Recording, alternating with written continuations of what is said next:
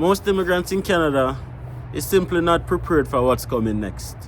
I was going through TikTok and I saw a few interesting videos that I want to share with you guys, and then we'll just come right back and talk about all these videos in a little bit of detail. I will truly and faithfully, and to the best of my skill and knowledge, execute the powers and trusts reposed in me as Minister of Immigration, Refugees, and Citizenship. Merci beaucoup. Okay, Lena Metlech Diab, the MP for Halifax West. This is a big portfolio as well, given some of the challenges that Canada has been facing, and the commitment to keep a cap on immigration and to cut down temporary residents, international students, and those things. But I understand she was a Minister of Immigration provincially in Nova Scotia. Yeah, in the Stephen McNeil governments in Nova Scotia. She's also been an Attorney General, a Minister of Justice, Advanced Education, Acadian Affairs, and Francophonie at the provincial level. So there is overlap in the experience, but you know, a provincial immigration portfolio in Atlantic Canada is more about provincial nominees trying to get economic migrants come in, you know, to fill skill gaps, these sorts of things. So some familiarity with it, but a much bigger, much more difficult. Turn our immigration to sustainable levels by capping the total number of temporary workers and international students at less than 5% of Canada's population by the end of 2027. That's a sharp drop from the recent high of 7.3%, and this will help ease strains on housing, on public infrastructure, and social services. At the same time, we will work to attract the best talent in the world. Why the obsession with Toronto, Alberta, British Columbia, and Ontario? You want to go to Canada through this express entry, PMP, that is a provincial nominee program, or Atlantic immigration program. You're trying all these big names. These big provinces have high level of competition and they are getting overpopulated, making your chances of you being selected into this program very slim. We have beautiful and other provinces that they have the fastest and easiest route for you to follow with even your low score. That's your English exams low score. You can go through these provinces. You have the Nova Scotia. Yes, Nova Scotia is here and it's in high demand of healthcare, construction, farmers, and teachers. You have Manitoba. Have you ever heard about Manitoba? Manitoba is a beautiful province with many cities. Why not try this province? It's in high demand of healthcare workers too. It's in high demand of construction workers. They have another province like New Brunswick. New Brunswick just launched the 15,000 on the 31st of March. 15,000 care worker pilot program. High demand for healthcare worker, construction worker, farmers, all these things.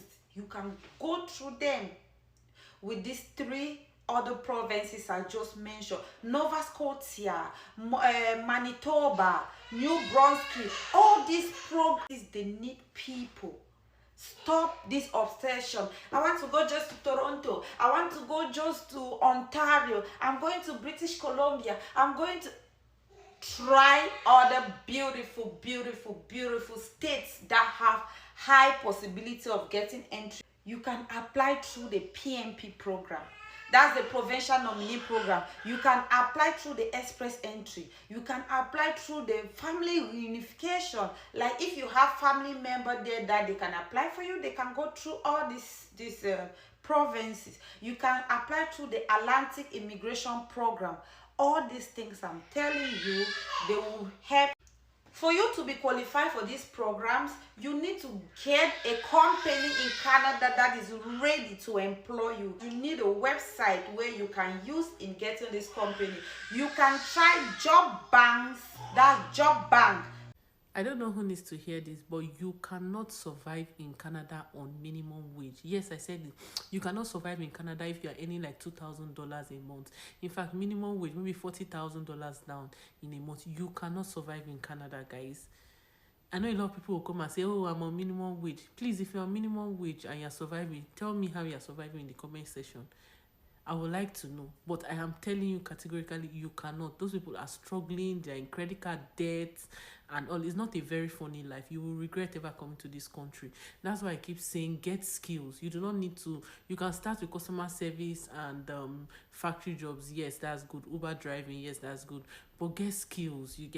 There are a lot of professional skills that are not so difficult that you could get, that will get you that 6-figure job and live that comfortable life. You need to improve yourself if you are coming to another man's country, because they are interested in value. What value can you give them? So getting skills is very important. It's not just getting a job, but being able to move from job to job. So keep upgrading your skills, guys. We have 2 courses that are presently on. We have the business analysis course, and we also have our project planning Primavera Oracle P6 course that is on. Register for these courses. I know you might say, oh, I don't have the money. We have installmental payments. You can pay in installments. So register for these courses and do yourself a lot of good.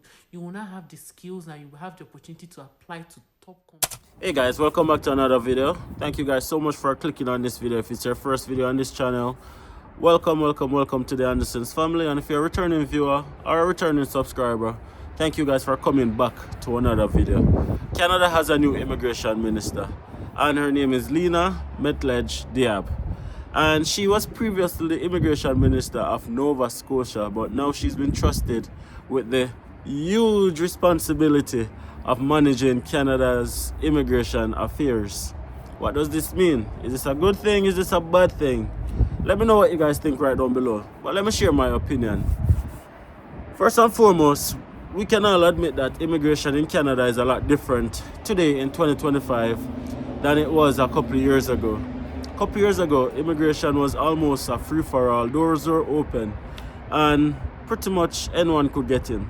Now, immigration is a lot more stringent, and this is something that I don't foresee will be changing anytime soon. Canada has a focus. As per the second video that you saw where the Prime Minister of Canada, Mark Carney, mentioned that even though the levels of immigration is going to be falling to within the scope of 5% of the population, Canada is still in search of the most skilled and talented persons from around the world. This is going to be placed on those areas of the economy that is experiencing significant labor gaps or labor shortages, right? Now, another one of the videos that I shared, the person mentioned, why are persons obsessed with going to the popular provinces, the Ontarios, the Alberta, British Columbia? These are the provinces that, let's be honest, are more popular. But does it increase your chances of getting permanent residency or moving to Canada, or does it limit your chance because of the competition that these provinces usually face when it comes down to immigration? Or does it make more sense to place emphasis on the less popular provinces, the Prince Edward Islands, the New Brunswick, the Newfoundland and Labrador? These provinces are provinces that are still within the borders of Canada. And let's be honest, it's less popular, so less competition to go to those provinces. I think it's a no-brainer. Now, I don't think most immigrants are prepared for what's coming next. And what's coming next is a high emphasis on in-demand fields. And I mentioned in another video that if you are an immigrant and if you're a prospective immigrant, if you're somebody who wants to move to Canada as an international student or even as a temporary foreign worker, my suggestion to you is always look on the fields that's in demand and do a program that's in line with those fields. It can be a 1-year program, it can be a 2-year program, but at the end of the year or the end of the 2-year, you are almost guaranteed a job because those sectors are in high demand of people.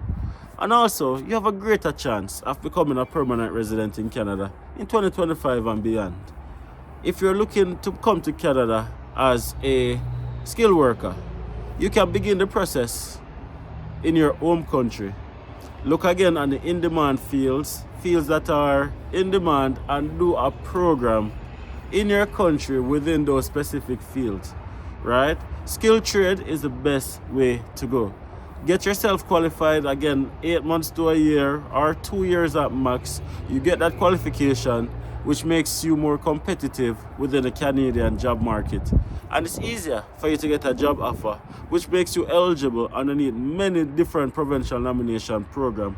So instead of looking for an easy way, create a plan, create a structure, and create a framework that can get you towards your Canadian goal. If moving to Canada is a goal, it might not be something that happens overnight, but with proper planning, you can prevent a poor performance. Just organize, plan, strategize, and Canadian goal will become a possibility just the same. While you're going to school, you can still be working and saving money that you're going to need for your settlement funds. Begin with the end in mind, right? Look at it this way. A year is going to pass anyway you look at it. 2 years is going to pass anyway you look at it. So might as well you put yourself in a position to be more competitive in the immigration space. Because it's very obvious that that's where Canadian immigration is going to be going or leaning towards. So get yourself prepared, right?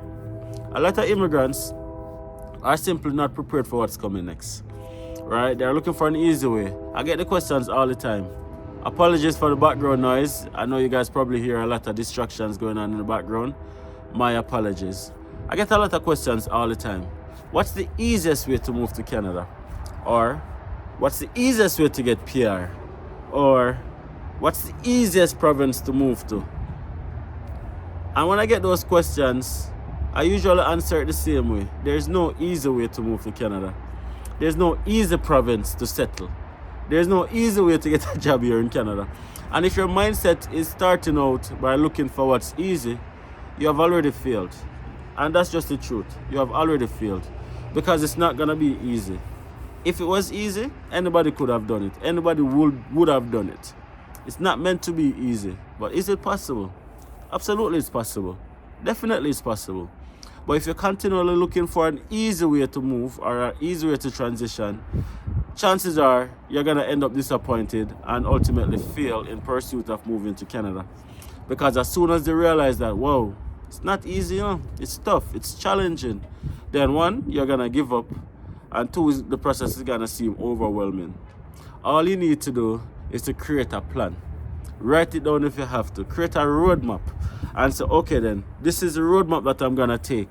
And this is the steps that I'm going to do, starting with this step. Starting with doing this program, get myself qualified in that particular field, and then work your way up to the end goal. Create a structure, create a plan, and stay focused on that plan.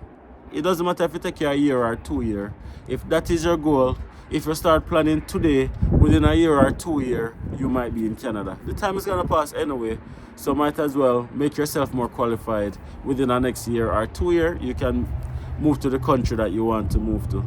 Stop looking for easy. Get yourself in line with what is needed, right? Life give you lemons, you make lemonade. It's that simple. And stop looking for the easy way out. That's the best way I can put it. If you guys haven't already subscribed, or if you guys disagree with me, before I ask you guys to subscribe, if you guys agree or disagree with me, please comment right down below and let me know in the comment section if you agree or if you disagree, right? And if you haven't already subscribed to the Anderson's Family channel, please take a second, hit that subscribe button. Really helps me out. May is almost done and we want to get to 17,000 subscribers before the end of the month, but we can't do it without you guys. So if you haven't already subscribed, or you've been watching a while and you know sometimes you might not remember that, hey, you know what, I actually didn't subscribe to this channel, be intentional and hit that subscribe button. And of course, smash a like on the videos, because when you do that, it actually helps the algorithm to promote the videos to more people. So do that for me please guys, greatly appreciated. Until next time, see you guys in the next video.